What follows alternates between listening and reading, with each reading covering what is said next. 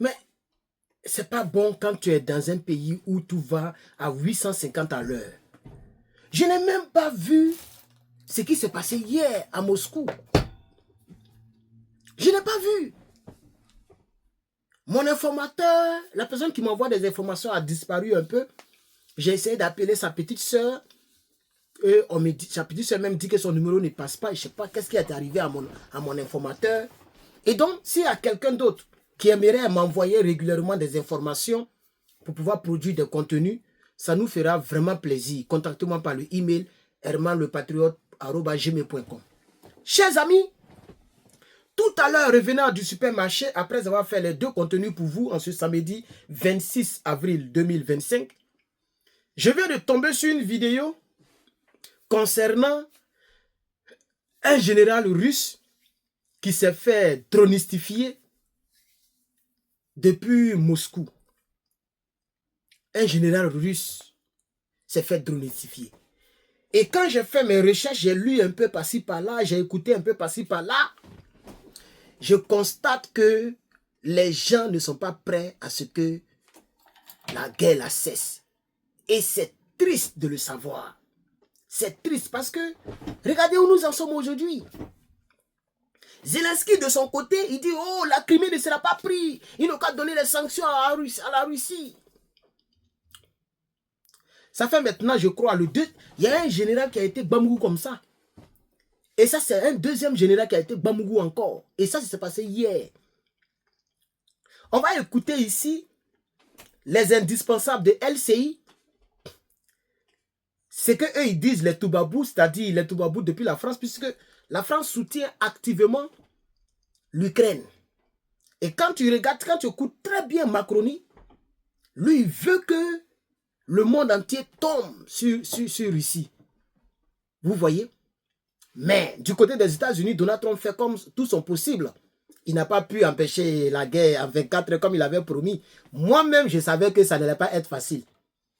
Moi-même, je pensais que bon, les gens allaient utiliser la puissance militaire pour effrayer les deux camps. Mais en réalité, ils ont manié, hein? D'après mon frère, ils ont manié. Ils ont manié parce qu'il s'agit quand même de la Russie. On ne peut pas s'amuser avec la Russie comme ça. On va écouter ensemble les indispensables. Écoutons. Bonsoir David, bonsoir à tous. Écoutons. Hein. Que s'est-il passé exactement? Bien, regardez, cette scène, elle a été filmée. Il est 10h40 dans la banlieue de Moscou.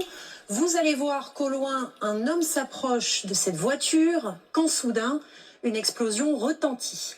Quelques secondes plus tard, on mesure la violence de cette détonation. L'effet de souffle, vous allez le voir, a éventré le véhicule, brisé les vitres de l'entrée de cet immeuble, projeté des débris à plusieurs mètres à la ronde, ainsi que ce corps que les secours découvrent à une vingtaine de mètres, selon toute vraisemblance, la cible de cette attaque. Qui était la cible, Justine? Eh bien, les médias russes et ukrainiens donnent rapidement l'information que le pouvoir confirme. La cible, c'était Yaroslav Moskalik, 59 ans, général de l'armée russe, et vous allez voir qu'il avait un titre à rallonge assez flou. Il officiait comme chef adjoint de la direction principale des opérations de l'état-major général des forces armées russes. Alors ça veut dire quoi concrètement? La direction principale des opérations, c'est une branche clé de l'état-major général russe, l'organe qui supervise toutes les forces armées du pays, notamment la planification stratégique des opérations, la guerre en Ukraine au premier chef, leur suivi en temps réel, ainsi que le pilotage et la coordination des forces armées sur le terrain, un poste à très haut niveau dans la hiérarchie militaire. Donc, cela fait 30 ans que Yaroslav Moskalik gravite dans les hautes sphères du pouvoir russe. Il a commencé comme attaché de presse dans l'armée pendant la deuxième guerre de Tchétchénie. En 2015, il prend un rôle plus diplomatique. Il représente l'état-major russe dans les pourparlers de paix à Minsk en présence de Vladimir Poutine, Petro Porochenko pour l'Ukraine, François Hollande pour la France et Angela Merkel pour l'Allemagne. En 2019, Moskalik est de nouveau impliqué dans les négociations. On l'aperçoit Ici, à l'Élysée, en présence, pour la première rencontre de Poutine et Zelensky, en présence, vous le voyez, de Macron et Merkel. Moskalik fait partie de la délégation, de même que Sergueï Lavrov qui se trouve à sa droite. Et vous avez peut-être aperçu un visage connu, celui de Vladislav Surkov, le fameux mage du Kremlin, l'éminence grise de Vladimir Poutine, son idéologue. Bref, être à cet endroit, à ce moment-là précisément, cela veut dire que Moskalik comptait visiblement parmi les personnages clés de la stratégie de la Russie vis-à-vis de l'Ukraine. Pourquoi est-ce que Moskalik a été ciblé aujourd'hui? Eh bien ça reste à déterminer. Participait-il aux négociations Russie-Ukraine? Était-il impliqué dans les frappes russes qui ont ciblé 5 villes ukrainiennes hier? En tout cas, cela s'est produit exactement au moment où Steve Witkoff, l'émissaire américain, arrivait à Moscou. Le pouvoir russe pointe un commanditaire, l'Ukraine, les médias russes également. Baza, qui est un site réputé sérieux avec de bonnes sources au sein des services de sécurité russes, dit être remonté jusqu'au dernier propriétaire de cette fameuse voiture, un certain Ignat Kouzin, décrit comme originaire de la ville de Soumy en Ukraine. Il aurait acheté cette voiture en février, puis loué dans la foulée un appartement dans le même immeuble que Moskalik. Baza décrit alors une opération minutieusement préparée sur des images de vidéosurveillance qui dateraient du 16 avril, c'est donc mercredi dernier. On verrait cet homme garer cette Golf Volkswagen pile devant l'entrée de l'immeuble. Les enquêteurs russes affirment qu'au moment où Moskalik sortait de chez lui, une bombe remplie d'éclats d'obus qui était dissimulée dans la voiture et déclenchée à distance. On parle d'un pilote TNT. Moskalik meurt sur le coup. Est-ce que Kiev revendique cette action? Eh bien non, Kiev... Voilà. Donc, chers camarades, voici un peu, j'ai préféré montrer ça parce que c'est quand même bien expliqué, même si c'est les Toubabou et que nous sommes dans un combat acharné, l'Afrique est dans un combat acharné contre ces gens-là, parce que ces gens-là mentent beaucoup sur l'Afrique. Mais ici, c'est vraiment bien détaillé, comme on peut le savoir, on peut le constater. En réalité, le monsieur qui a acheté la voiture, en réalité même, ce n'est pas la voiture du général qui a été ciblée. Et pardon, qui a été minée. Non. C'est une autre voiture, Volkswagen, qu'un monsieur est venu poser là pendant près de 5 à 6 jours. La voiture était là. Elle a été achetée en février, mars, avril, et elle s'explose. Et les engins, c'est-à-dire les bombes, les TNT qui étaient dedans, elles sont déclenchées à distance. Alors, tout à l'heure, le monsieur a posé la question, est-ce que l'Ukraine revendique ce qui s'est passé? Et je crois que la réponse est non. L'Ukraine ne peut pas revendiquer ça, parce que ça va énerver encore beaucoup plus Poutine. Puisque Poutine a frappé, c'est avant-hier, le 25 ou le 24, il a frappé. Et il y a un missile qui est tombé à Kiev. Et même la ville même où le général est décédé, qu'on appelle Soumy là.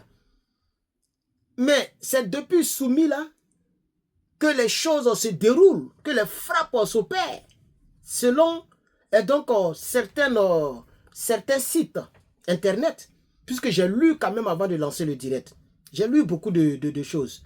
Mais nous savons que ce n'est pas la première fois qu'un général est frappé de la sorte. Vous voyez? Et quand on va fouiller, on saura que peut-être que l'Ukraine est derrière. Je dis bien peut-être parce que je n'en sais rien pour l'instant. Mais ça, ce n'est pas un accident. Non, c'est quelque chose qui est planifié de manière je veux dire, méticuleuse. Hein, voilà, avec beaucoup de prudence, un plan élaboré à l'avance. Et c'est pourquoi le propriétaire de la voiture n'est plus en Russie, il a pas. Il est venu louer un appartement. Il a loué un appartement là, dans l'immeuble où le général vivait. Donc ça veut dire que, je ne sais pas, soit il y a des guetteurs qui sont pointés quelque part là-bas et qui regardaient qui sort, qui rentre, jusqu'à ce que, c'est-à-dire, peut-être que le propriétaire du véhicule a peut-être mis des gens, soit dans l'immeuble, soit à côté, qui sont là chaque jour pour voir qui sort, qui passe à côté de la voiture piégée. Vous voyez, pour que lorsque c'est le général, ils vont appeler pour dire, ah, D'ici 3 secondes, il sera trop proche, tu peux appuyer le bouton. Vous voyez, parce qu'il n'est plus en Russie. Il n'est plus dans la vie de soumis. Il est parti il y a longtemps. Il a pris un hôtel quelque part là-bas. Donc, comment il sait depuis sa position que le général allait passer là? Et moi, ce qui m'intrigue un peu, est-ce qu'avec ce genre de comportement-là, la guerre peut finir? C'est ça le vrai point. Parce que nous, on aimerait que la guerre finisse pour que les pères de famille ne soient pas tués comme ça. Vous comprenez? C'est ça. En tout cas, moi, c'est mon souhait. Moi, mon souhait, j'aimerais qu'aujourd'hui, le 26, que la guerre s'arrête en Ukraine. Parce que chaque jour qui passe, c'est des centaines de personnes qui tombent, sur le champ de bataille. Et donc, merci bien d'avoir regardé cette vidéo. Dites-moi en commentaire ce que vous pensez. En tout cas, moi, je ne le savais pas. Sinon, depuis hier, j'aurais dû communiquer là-dessus.